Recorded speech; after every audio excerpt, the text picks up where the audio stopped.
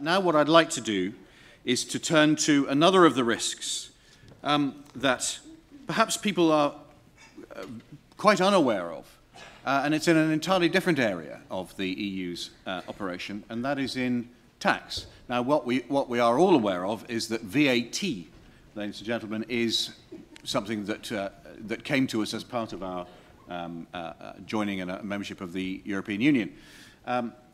We're also very much aware that harmonisation is one of the things that the European Union is terrifically keen on. We have had a number of opt-outs from VAT law in the past, and I would like to now hand over to Jonathan Arnott MEP, who has been doing an extraordinary piece of work, amount of work for us over in the Parliament since he was elected at the last European election, as our representative on the European Budgetary Committee.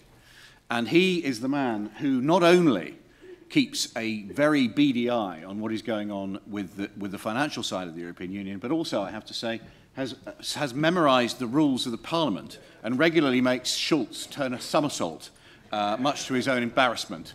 Ladies and gentlemen, please welcome Jonathan Arnott.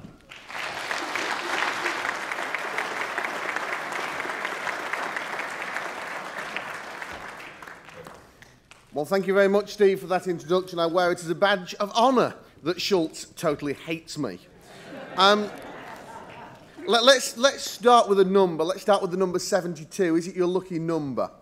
I seriously hope it's not.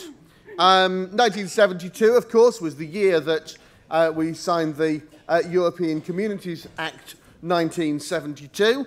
So it's not very good in that respect. I suppose let's hope that 16 is a little bit better. But it's also 72 is the number of times that the United Kingdom has dug its heels in and said in the Council of Ministers, we're going to vote no to what the European Union is planning to do. And every single one of those 72 times, we've been outvoted, we've lost, and the measure has become law anyway. Imagine you're a football team and you'd lost your last 72 games in a row.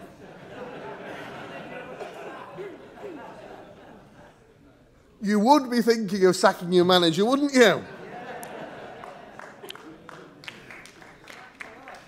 Now, I'm not saying that all 72 of those have been under Cameron,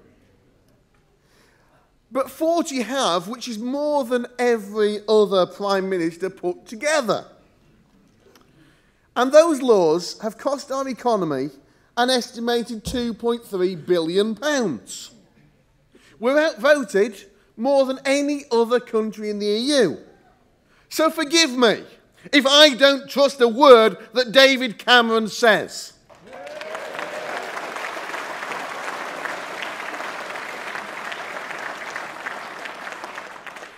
There are many threats coming down the track from the European Union. There's a financial transaction tax to cripple the city, a common corporate consolidated tax base, that was always a tongue twister, to make sure that never again a British business is going to be competitive in a global economy if they have their way.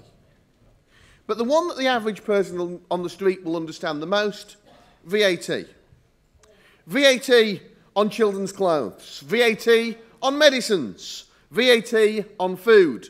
That's the proposal. That's what unelected Commissioner Pierre Moscovici is trying to force on us. So, you've lost 72 games in a row. You've been relegated from the Premier League. You've been relegated from the Championship. You're sitting at the bottom of League One. And you're trying to tell your supporters that you can guarantee you're going to win your next match.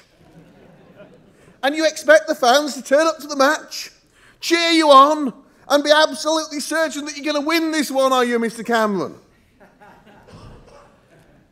I put it to you, Mr. Cameron, that you are selling the British people snake oil.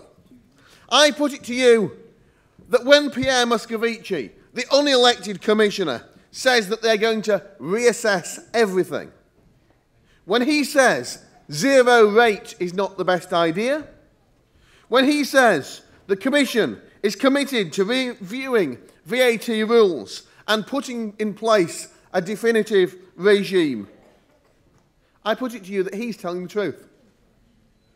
The Commission aren't hiding what they want to do to Britain. They're upfront about it. And whatever I think about them, they say plainly what they want to do to this country.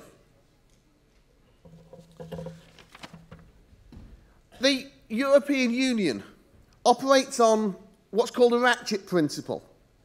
Now, a ratchet, much like the European Union, is a mechanical device that only allows movement in one direction.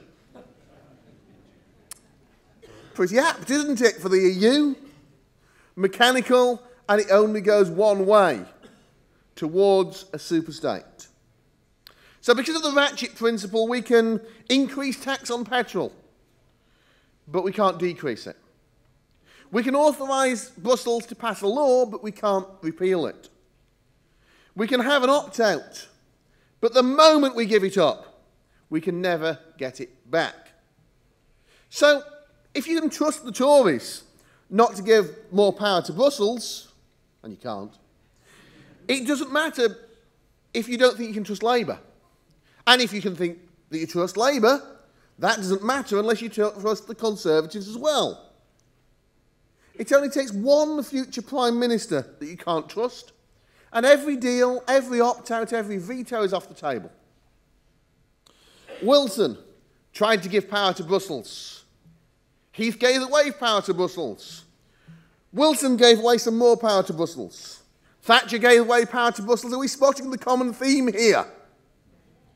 Major, Blair, Brown, Cameron, they all gave away more power to Brussels, and yet they try to tell us that somehow, when every Prime Minister's done it, that somehow, this time, they won't. That every Prime Minister ever has done it, but no future Prime Minister ever will. So do you trust David Cameron to fight the European Union on VAT? The same David Cameron who came back to Britain in 2011 talking tough, but it turned out to be a phantom veto on a phantom treaty. We've given away 52 vetoes already. We've weakened 10 others. They're dropping like flies. French President Hollande is saying no country must have a right of veto. No country must exempt itself from the common rules or common authorities. Angela Merkel is saying, we believe, and I'm speaking for the entire German government, that we can move on with this by giving Europe real rights of intervention in national budgets. However much I disagree with her, Angela Merkel is a more skilled politician than David Cameron.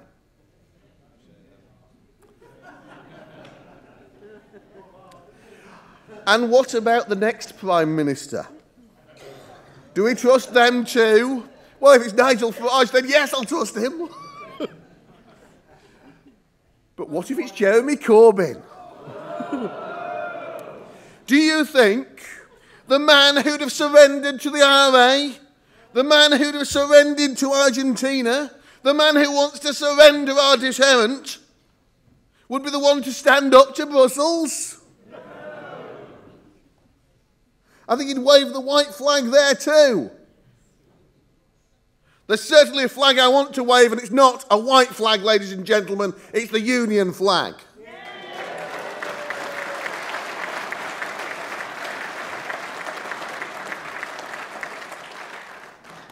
You think we're going to stave this off? Then you need to trust Cameron and trust Corbyn. I don't think there's many people in the country who'll do that. VAT on medicine, children's clothes, food. Think about it. They want to tax children. They want to tax you for being sick. And they want to tax the poorest people by taxing food. Can you imagine a more unfair tax, ladies and gentlemen? Well, they're not going to get it through in 2016. But if we vote to stay in the EU, what odds would you give that this will happen in the next 5 years? That's the problem, ladies and gentlemen.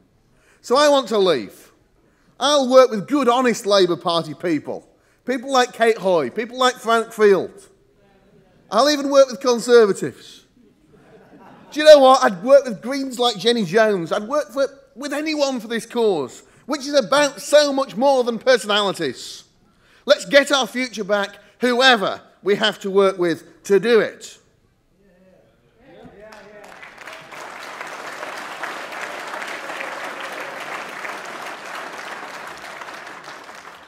Not in Westminster, not in Brussels or Strasbourg, but in the communities up and down this land, in the grassroots of Britain. Thank you, ladies and gentlemen.